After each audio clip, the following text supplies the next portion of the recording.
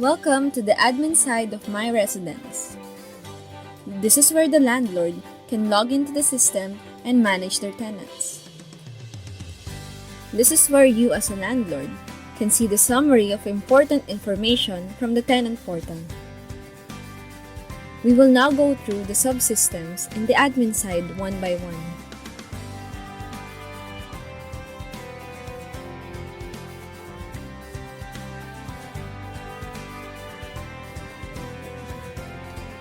This is where you can approve and register accounts after verifying that they are actually your tenants in the dormitory.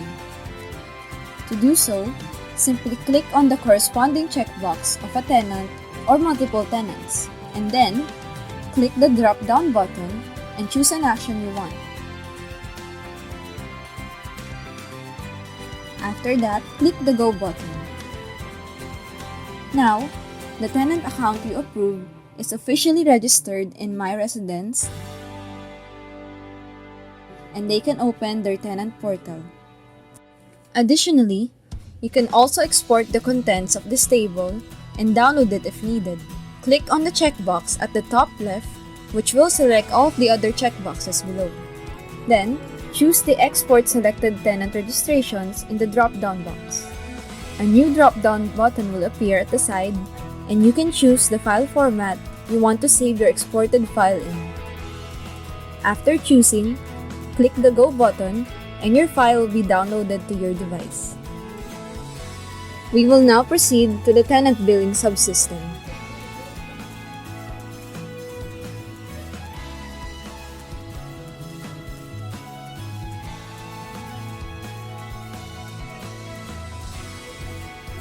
As a landlord, you can add billings to issue to your tenants. But before proceeding, let us quickly go over the billing type section. In here, we can see the different billings that we can issue to the tenants, such as the electricity bill. We can add other billing types that are missing by clicking the Add Billing Type button. We will simply need to provide a unique billing code as well as the name of the billing type we want to add. After clicking the Save button, the billing type is now added to the system and can be issued to the tenants. Let us now return to the billing section.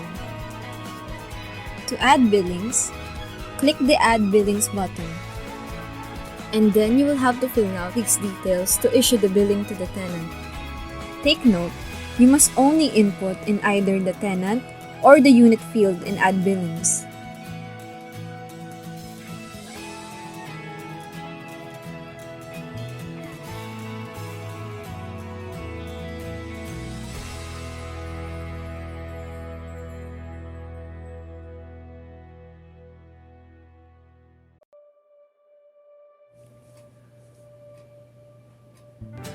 The billing is now added and issued to the tenant.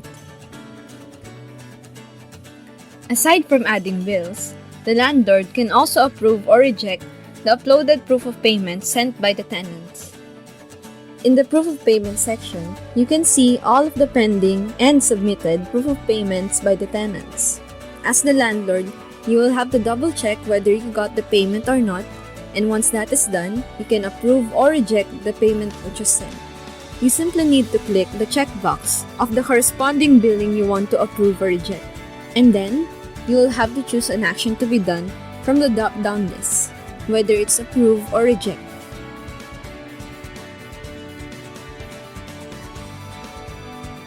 Once you click the Go button, the status will be updated depending on your action, which will also be reflected on the tenant portal. We will now proceed to the next subsystem.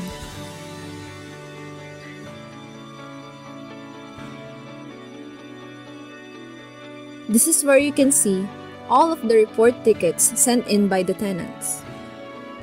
You will have to go through this one by one and try to resolve it, and once that is done, the tenant will be the one to update the status on whether the problem has been resolved or not.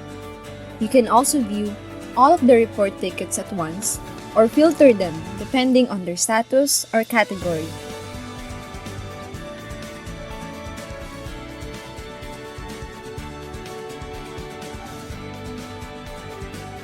Let us now go to the repair section.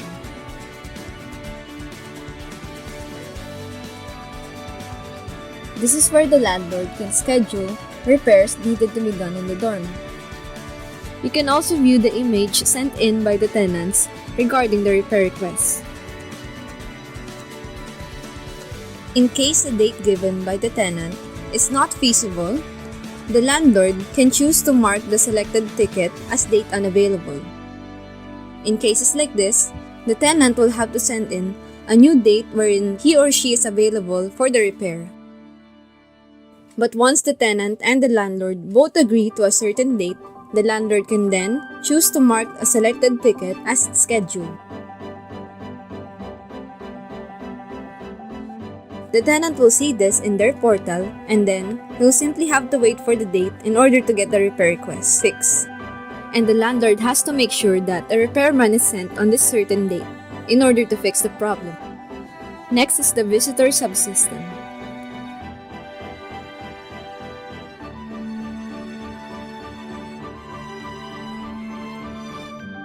As a landlord, you'll be able to see all of the visitor requests sent in by your tenants. This is where you will simply have to select visitor requests and mark them as approved or rejected, depending on certain factors such as the maximum number of visitors on the given visit date by the tenant. This is all for the purpose of tracking in all of the visitors that enter the dormitory, as well as contact tracing purposes.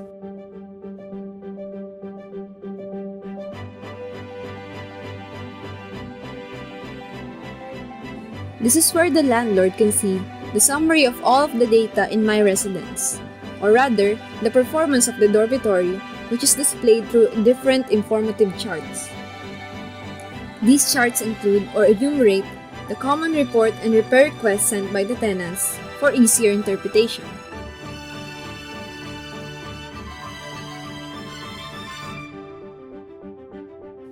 From these charts, the landlord can see which areas of the dormitory needs more attention or improvement. Additionally, you could also see the number of logins and the billings collected per month.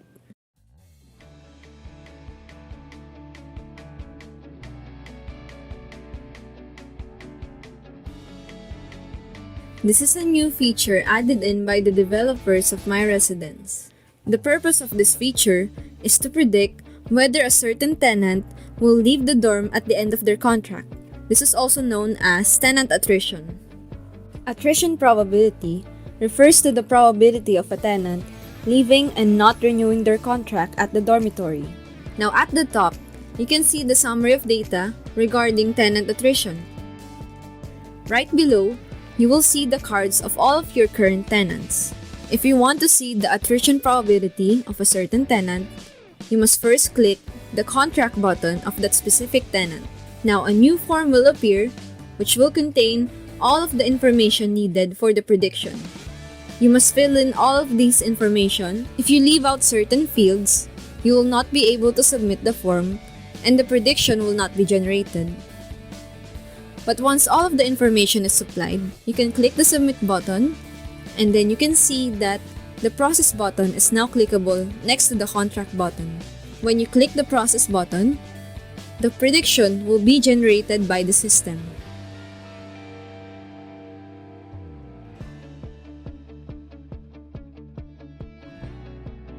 There are interpretations at the top which will determine whether the tenant is likely to leave the dorm at the end of their contract. In Crystal Len's case, it can be interpreted that it is highly possible for her to leave the dorm at the end of her contract, which is also based on the percentage color interpretations at the top. The closer the attrition score to 100%, the higher the probability of the tenant leaving the dormitory. Take note that this probability is not final yet, since it may change in the future depending on any changes or updates in the input supplied as time goes by. This is why it is advisable to update the attrition score of tenants every once in a while. You can update a prediction already made by clicking the contract button and making any necessary changes in certain information. Once the information is updated, you can click Submit, and like before, you can click the Process button, and the new prediction will be generated for the tenant. Lastly, instead of clicking the Process button one by one if you want to update the attrition scores of tenants, you can actually process and update the attrition scores of all the tenants at once using the Process All button. But take note, it will only generate results for the tenants who already have contract details filled in by the landlord and those who already have an attrition score.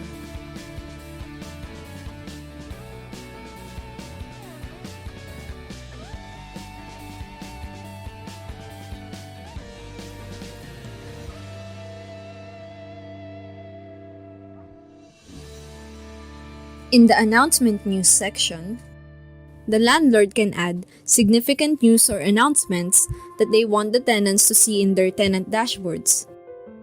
Let us now quickly add a news segment by clicking the Add Announcement New button. In here, you will need to fill out all of the required details in order to post this at the tenant dashboard.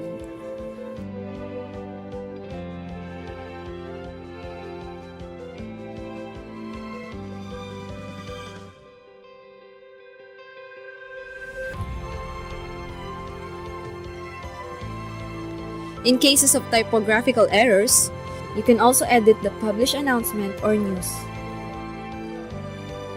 To do so, you simply need to click the date next to the announcement or news you want to edit.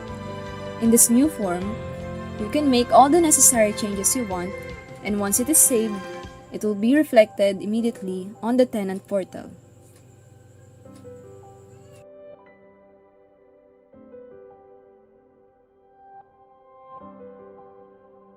Lastly, we will quickly go over the tenant contracts and tenant leases section. In the tenant contract section, you will see the contract details of tenants that already have a generated attrition probability score. These tenants will be sent a contract agreement form on the tenant portal to confirm if the contract details you entered are all correct.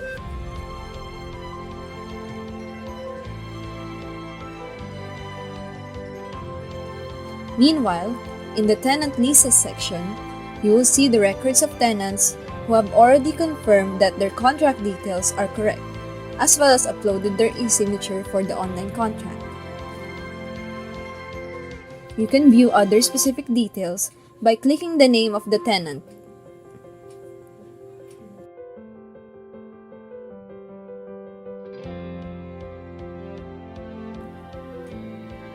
And that is all for the admin or the landlord side of the system. Thank you for using myResidence.